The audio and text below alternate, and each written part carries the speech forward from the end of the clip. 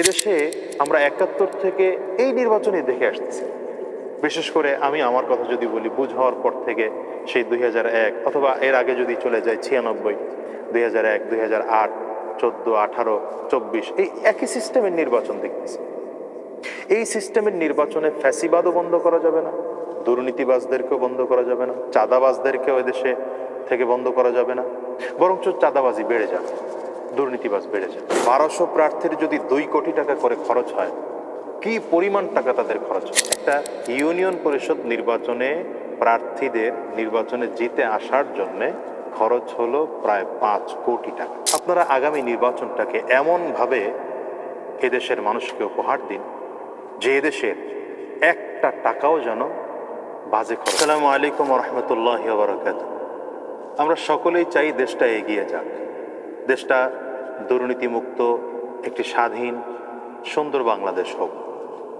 কিন্তু বর্তমান যে নির্বাচন সিস্টেম, এই সিস্টেমে বা এই পদ্ধতিতে নির্বাচন করলে আমাদের দেশে কি আসলে দুর্নীতি কোনোদিন বন্ধ হবে? আমার কাছে মনে হয় না। কেন মনে হয় না? এর কারণ হলো এই নির্বাচনে বা এই সিস্টেমে বাংলাদেশের কোটি কোটি টাকা নষ্ট হচ্ছে। যেমন দেখেন, ইউনিয়ন পরিষদের একজন মেম্বার প্রার্থী যে হয়, এই মেম্বার প্রার্থীকে শুরুতে পোস্টার করতে হবে, ব্যানার করতে হবে, হ্যান্ডবিল করতে হবে, ফেস্টুন করতে হবে, বিভিন্ন জায়গায় ক্যাম্প করতে হবে, ক্যাম্পে আবার চা পানির জন্য কিছু টাকা খরচ করতে হবে, সেখানে আবার দেখা যাবে কিছু কর্মী আছে, কর্মীদেরকে টাকা পয়সা দিতে হবে, আবার ভোটারদেরকে টাকা দিতে হবে। অর্থাৎ একটা ইউনিয়ন পরিষদের একজন ওয়ার্ড সদস্যকে নির্বাচন করতে হলে তাকে মিনিমাম ১০-১৫ লক্ষ টাকা খরচ করতে হবে। একটা ইউনিয়ন পরিষদের মেম্বারের যদি ১০ লক্ষ টাকা বা ১৫ লক্ষ টাকা খরচ হয়, আমি আমার ইউনিয়ন থেকে যদি উদাহরণ দিই, তাহলে এভাবে বলা যায়, আমি জানি না কোন মেম্বারের কত খরচ হয়েছে, কিন্তু উদাহরণ দেওয়ার জন্য বলছি যে একটা ইউনিয়নে ৯ জন থাকে পুরুষ মেম্বার এবং ৩ জন থাকে মহিলা মেম্বার, অর্থাৎ ১২ জন। ৯টা ওয়ার্ডে টোটাল ১২ জন মেম্বার। এই ১২ জন মেম্বার কি ১২ জনই প্রার্থী ছিল? না, প্রার্থী ছিল আরও বেশি। প্রত্যেকটা জায়গায় ২ জন ৩ জন করে প্রার্থী ছিল। আমি যদি আলোচনার সুবিধার্থে ধরি যে ২ জন করে প্রার্থী ছিল, তাহলে ১২-১২ ২৪ জন প্রার্থী ছিল। ২৪ জন প্রার্থী ১০ লাখ টাকা করেও যদি খরচ করে, তাই ইউনিয়ন পরিষদ নির্বাচনে মেম্বার প্রার্থীদের খরচ হয়েছে মিনিমাম ২,৪০,০০,০০০ বা ২.৫ কোটি টাকা। এবার আসেন চেয়ারম্যান। আমাদের ইউনিয়নে আমাদের প্রার্থী ছিল ৬ জন। তো এখন বর্তমান যুগের চেয়ারম্যানদের খরচ কি পরিমাণ হয় এটা আপনাদের জানা আছে। ৫০ লাখ থেকে ১ কোটি, ২ কোটিতেও অনেকের ছাড়িয়ে যায়। সেখানে যদি ৫০ লাখ টাকা করেও ধরা হয়, তাহলে ৬ জন চেয়ারম্যানের কত? প্রায় ৩ কোটি টাকা খরচ হয়ে যায়।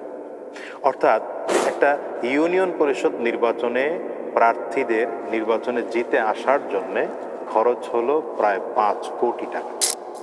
আচ্ছা, এবার বাংলাদেশে ৫,০০০ ইউনিয়ন, যদি ৫ কোটি টাকা একটা ইউনিয়নে খরচ হয়, আমাদের ইউনিয়ন খুব ছোট, আমাদের বরিশাল সদর উপজেলায় আমাদের জাগো ইউনিয়ন, যেটা খুব ছোট ইউনিয়ন, ৫,০০০ ইউনিয়নে তাহলে কি পরিমাণ খরচ হয়? এটা একটা ইউনিয়ন পরিষদ নির্বাচনের কথা আপনাদেরকে বললাম। এরপরে আছে উপজেলা নির্বাচন। উপজেলা নির্বাচনে উপজেলা চেয়ারম্যান আছে, ভাইস চেয়ারম্যান আছে, মহিলা ভাইস চেয়ারম্যান আছে। তো এরকম ৩টা সেক্টরে নির্বাচন হয়। তো ৩ জন ৩ জায়গায় দেখা যাবে ৯ জন প্রার্থী আছে। এক একজনের যদি ২ কোটি ৪ কোটি টাকা করে খরচ হয়, বাংলাদেশে 500 উপজেলায় কি পরিমাণ খরচ হয়? এরপরে আসেন জাতীয় নির্বাচন। এখন তো জাতীয় নির্বাচন নিয়ে খুব চারিদিকে ডাকডোল চলছে, চারিদিকের সব দলের প্রস্তুতি চলছে এবং সব প্রার্থীরা ইতিমধ্যে এলাকায় ঢুকে গেছে, বিভিন্ন জায়গায় সভা সমাবেশ, সেমিনার, সিম্পোজিয়াম এবং ভোটারদেরকে ম্যানেজ করার জন্য যা করা দরকার তা করতে। একজন এমপি প্রার্থীর কি পরিমাণ খরচ হয় চিন্তা করেন। যদি ইউনিয়ন পরিষদের সাধারণ সদস্য মেম্বারের খরচ হয় ১০ থেকে ১৫ লক্ষ টাকা, তাহলে একজন এমপি প্রার্থীর খরচ কত হবে এটা আপনারাই চিন্তা করতে পারবেন। তাহলে ধরে নেন যে যদি ২ কোটি ২.৫ কোটি টাকা এক একজন এমপি প্রার্থীর খরচ হয়, এখন নির্বাচন হবে, ৩০০ আসনে নির্বাচন হবে, অথবা ৪০০ আসন হওয়ার কথা চলতেছে। যদি ৪০০ আসনে হয় এবং প্রত্যেকটা আসনে ২ জন ৩ জন ৫ জন করে প্রার্থী হয়, ধরে নিলাম যে ৪ জন করে প্রার্থী থাকবে, তাহলে প্রতি ক্যান্ডিডেটের যদি ২ কোটি টাকা খরচ হয়, তাহলে ৩০০ আসনে যদি ৪ জন করে প্রার্থী থাকে, তাহলে প্রায় 1200 প্রার্থী, 1200 প্রার্থীর যদি 2 কোটি টাকা করে খরচ হয়, কি পরিমাণ টাকা তাদের খরচ হয়? আমার তো মনে হয় ইউনিয়ন পরিষদ, উপজেলা এবং জেলা পরিষদ এবং জাতীয় নির্বাচন এগুলো যদি একত্রিত করা হয়, যেই পরিমাণ টাকা শুধু প্রার্থীদের খরচ হয়, ওই পরিমাণ টাকা 1 বছরে সম্ভবত বাংলাদেশের বাজেটও হয় না। যদি এই হয় দেশের অবস্থা, এভাবে কি করে উন্নতি হবে? একজন প্রার্থীর যখন কোটি কোটি টাকা খরচ হয়, তখন সে নির্বাচিত হওয়ার পরে কিসের দেশের সেবা করবে, জনগণের সেবা করবে? মোটেও করে না। বরঞ্চ সে ওই টাকাগুলো উঠানোর জন্য যা যা করা দরকার তা করে। আর তখনই টেন্ডারবাজি শুরু হয়, লুটতরাজ শুরু হয়, জায়গা দখল, দোকান দখল, বাড়ি দখল, ফ্ল্যাট দখল, এগুলো চলতে থাকে।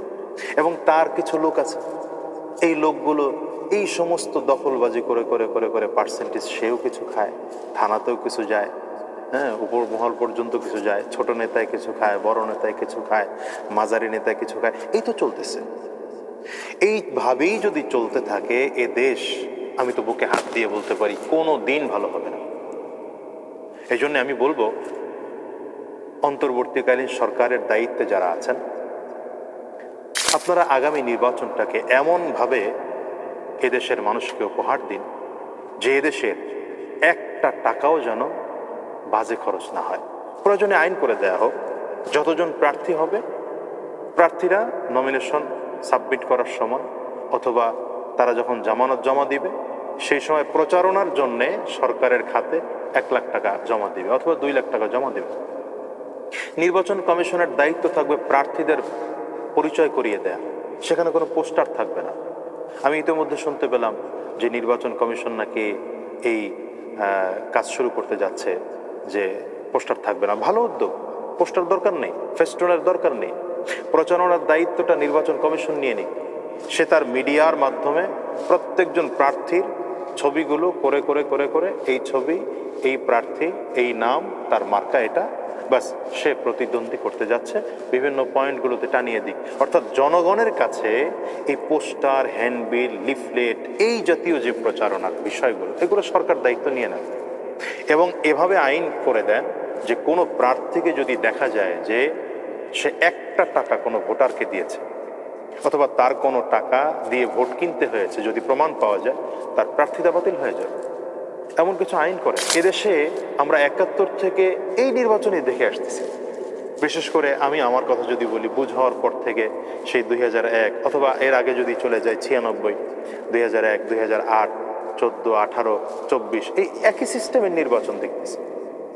এই সিস্টেমের নির্বাচনে ফ্যাসিবাদও বন্ধ করা যাবে না, দুর্নীতিবাজদেরকেও বন্ধ করা যাবে না, চাঁদাবাজদেরকেও এদেশে থেকে বন্ধ করা যাবে না, বরঞ্চ চাঁদাবাজি বেড়ে যাবে, দুর্নীতিবাজ বেড়ে যাবে। সুতরাং আমার প্রস্তাব থাকবে এটা, নির্বাচন কমিশন এই বিষয়ে 100% উদ্যোগ গ্রহণ করুন যে প্রত্যেকজন প্রার্থীর খরচ কমিয়ে আনতে হবে এবং সে ব্যক্তিগতভাবে কোটি কোটি টাকা খরচ করবে, এর কোনো যুক্তিকতা থাকতে পারে না। বরঞ্চ ধরা পড়ে গেলে তার প্রার্থিতা চলে যাবে, এমন কিছু আইন করেন, দেশের সুন্দর হবে। একজন মানুষের টাকা যখন কম খরচ হবে, সে যখন অল্প টাকায় নির্বাচিত হয়ে আসতে পারবে, আমার কাছে মনে হয় বহু দুর্নীতি এদেশের বন্ধ হবে।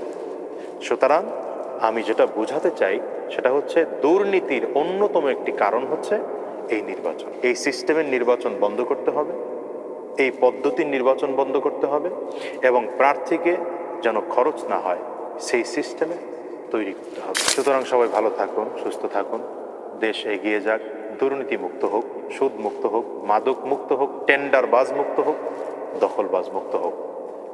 সবাই ভালো থাকবেন। আল্লাহ হাফেজ।